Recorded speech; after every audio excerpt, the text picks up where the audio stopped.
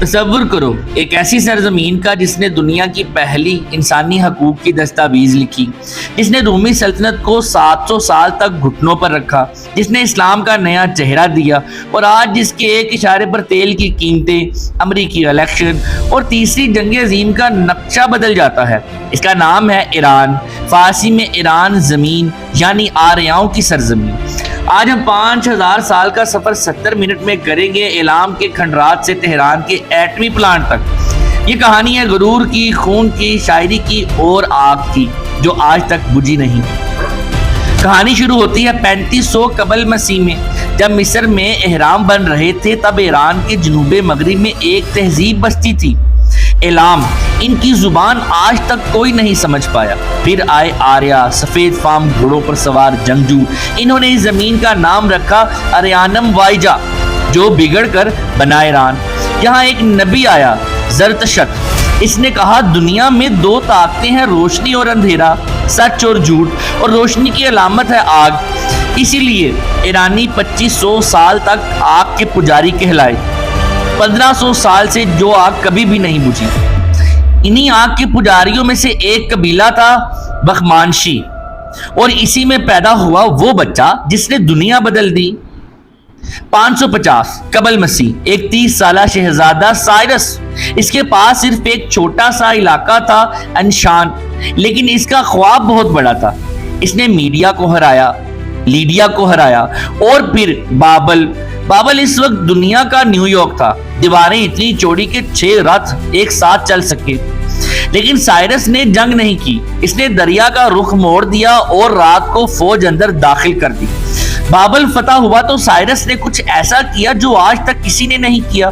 اس نے غلاموں کو آزاد کر دیا۔ اس نے ایک مٹی کے سلنڈر پر لکھوایا، میں سائرس، میں سب مذاہب کا احترام کرتا ہوں، میں ظلم ختم کرتا ہوں۔ یہ ہے سائرس سائلنڈر۔ آج اقوام متحدہ میں اس کی نقل رکھی ہے، دنیا کا پہلا انسانی حقوق کا چارٹر۔ اس کے بیٹے دارا نے سلطنت کو 44% دنیا تک پھیلا دیا، 50 لاکھ مربع کلومیٹر، ہندوستان سے یونان تک تخت جمشید بنایا، جس کی ایک دیوار پر 10,000 سونے کے ستون تھے۔ یونانی مورخ کہتا ہے فارس میں سونا اتنا تھا جتنا یونان میں مٹی۔ لیکن 331 قبل مسیح میں سکندر آیا، اس نے تخت جمشید کو آگ لگا دی۔ کہتے ہیں آگ 3 دن تک جلتی رہی، ایران کی پہلی سپر پاور ختم ہو گئی۔ سکندر کے بعد ایران ٹوٹ گیا، لیکن پھر مشرق سے ایک اور قوم آئی، پارٹھی۔ یہ خانہ بدوش تھے، لیکن انہوں نے جنگ کا ایک نیا طریقہ ایجاد کیا، پارٹھین شاٹ، گھوڑے پر پیچھے مڑ کر تیر مارنا۔ رومیوں کو لگا ایران آسان ہے۔ 53 قبل مسیح میں 40,000 رومی فوجی آئے جنرل کراسس کے ساتھ۔ پارٹھیوں کے پاس صرف 10,000 تھے، لیکن انہوں نے رومیوں کو گھیر کر مار دیا۔ کراسس کا سر کاٹ کر اس کے منہ میں سونا بھر دیا۔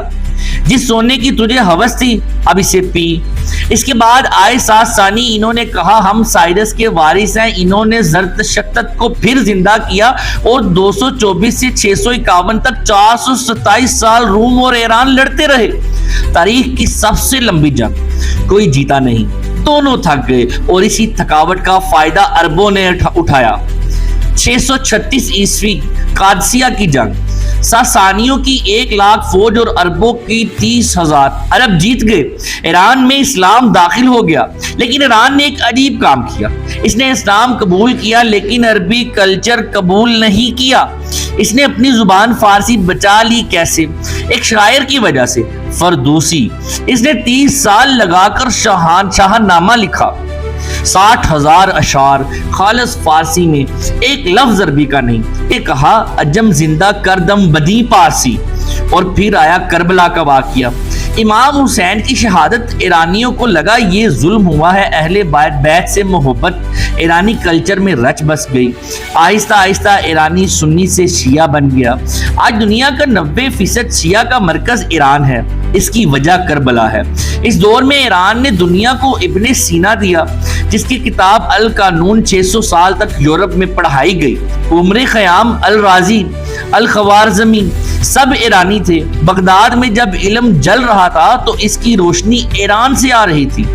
1501 ایک 14 سالہ لڑکا شاہ اسماعیل صفوی، اس نے اعلان کیا آج سے ایران کا سرکاری مذہب اثنا عشری شیعہ اسلام ہوگا۔ جس نے نہ مانا اس کا سر قلم۔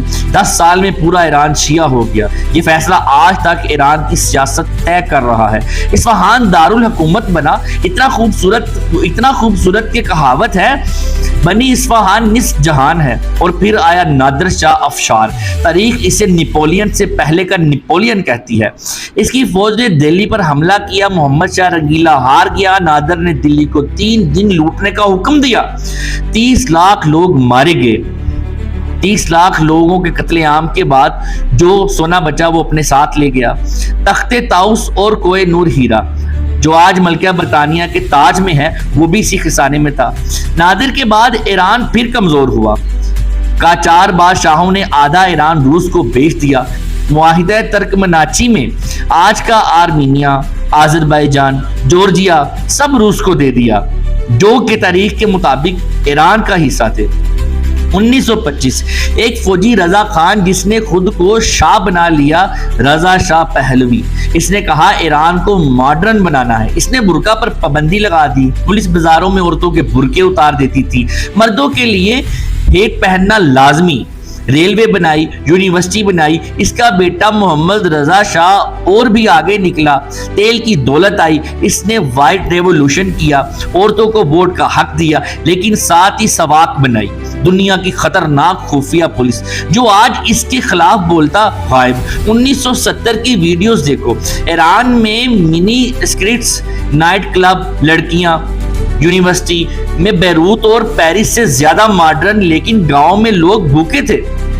امریکہ اس کا بہترین دوست تھا، لیکن اندر ہی اندر مسجدوں میں ایک آواز اٹھ رہی تھی ایک 76 سالہ مولوی کی جو عراق میں جلا وطن تھا، آیت اللہ خمینی۔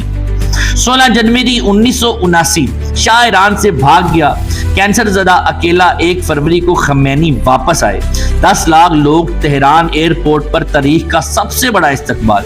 10 دن میں 2500 سالہ شہنشاہیت ختم، اسلامی جمہوریہ بنا۔ پھر ہوا وہ جو کسی نے نہیں سوچا، 4 نومبر 1979 طلبہ نے امریکی سفارت خانے پر قبضہ کر لیا، 52 امریکی 444 دن تک یرغمال۔ امریکہ اور ایران اس دن سے دشمن بن گئے۔ آج تک 1980 میں صدام حسین نے حملہ کر دیا۔